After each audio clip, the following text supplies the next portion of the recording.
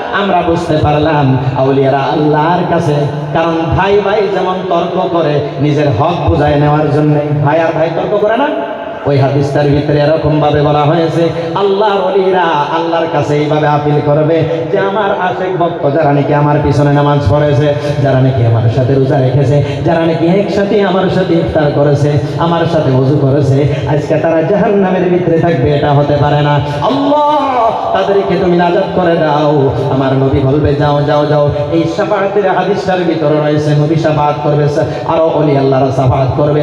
তারপরে সবাই শাফাআত করা যখন শেষ হয়ে যাবে, আমার আল্লাহ রব্বুল আলামিন কুদরতি হিসাবে, তখন আল্লাহ রব্বুল আলামিনের কুদরতি আওয়াজ ধ্বনি উঠবে, এই পৃথিবীর মানুষ, যখন নাকি আমার মখলুকের শাফাআত শেষ হয়ে গেল, আমার নবীর শাফাআত যখন থেকে শেষ, আউলিয়াদের শাফাআত শেষ, সাহাবাদের শাফাআত শেষ, উলামাদের শাফাআত শেষ, এখন শুরু হয়েছে যখন নাকি সবার দয়া শেষ হয়ে যায়, তখন থেকে যেখান থেকে সবার দয়া শেষ, সেখান থেকে আমি আল্লাহ রব্বুল আলামিনের দয়া শুরু হয়ে যায়।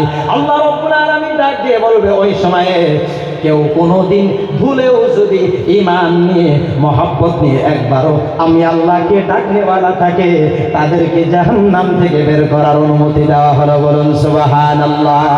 এবার আপনারা বলেন, রুহুনি কাজ দরবারে হুজুর বাবা আব্দুল গনি রাহমাতুল্লাহ আলাইহির উরুসের ভিতরে আপনারা কতবার সুবহানাল্লাহ বলেছে? এই সুবহানাল্লাহ গুলো আপনার আমাদের নাজাতের জরিয়া হবে। হুজুর বাবা আব্দুল গনি রাহমাতুল্লাহ আলাইহি ময়দানে মাহশরে এই আশিকদেরকে নিয়ে আমার রাসূলের কদমে পৌঁছায়া দিবে। বলুন সুবহানাল্লাহ। ইয়ারা মুসলমান, ওলি আল্লাহ কি বস্তু, আউলিয়া কি বস্তু?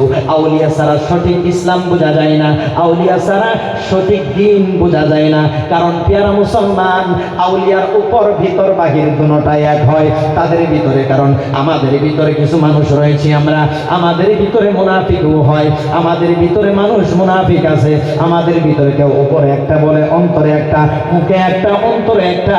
আর আল্লাহর ওলি যারা হয় তারা সত্যবাদী সাদিকিন, তাদের জবানে যেটা বলে তাদের অন্তরেও সেটা বলে। কথা বলুন ঠিক কিনা? হুজুর বাবা আব্দুল গনি রাহমাতুল্লাহ আলাইহি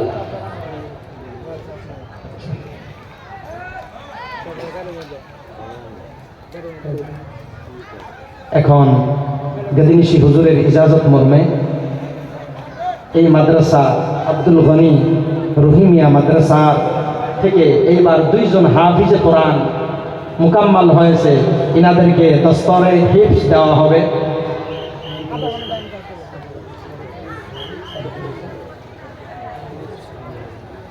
একজন হলো সাবদুল হোসেন,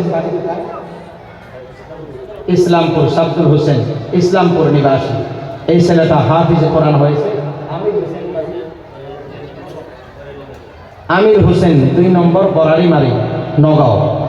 এই 2 জন কোরআনের পাখি এই মাদ্রাসা থেকে হুজুর বাবা আব্দুল গনি রাহমাতুল্লাহ আলাইহি এবং গদিনিশি হুজুরের মেহনতের এই ফলাফল এবং এই মাদ্রাসার উস্তাদদের মেহনতের ফলাফল, এবার 2 জন কোরআনের পাখি আপনাদের সম্মুখে হুজুর গিফট করতেছেন আপনাদেরকে। আপনারা এটা পেয়ে খুশি না বেজার? কে কে খুশি হাত তুলে বলুন সুবহানাল্লাহ। আরে হুজুরের সুরে বলুন সুবহানাল্লাহ। ইয়া রাসূলুল্লাহ, ইয়া ওলি আল্লাহ, নারায়ে তাকবীর, নারায়ে রিসালাত, মাসলাকে আলা হযরত হুজুর বাবা আব্দুল গনি আউলিয়া রুহুনি কাজ দরবার শরীফ গদিনিশি হুজুর জশ্নে দস্তরে হিফজ, জশ্নে দস্তরে হিফজ, জশ্নে দস্তরে হিফজ, নারায়ে তাকবীর, নারায়ে রিসালাত, নারায়ে হায়দারি, উলামায়ে আহলে সুন্নাত। এখন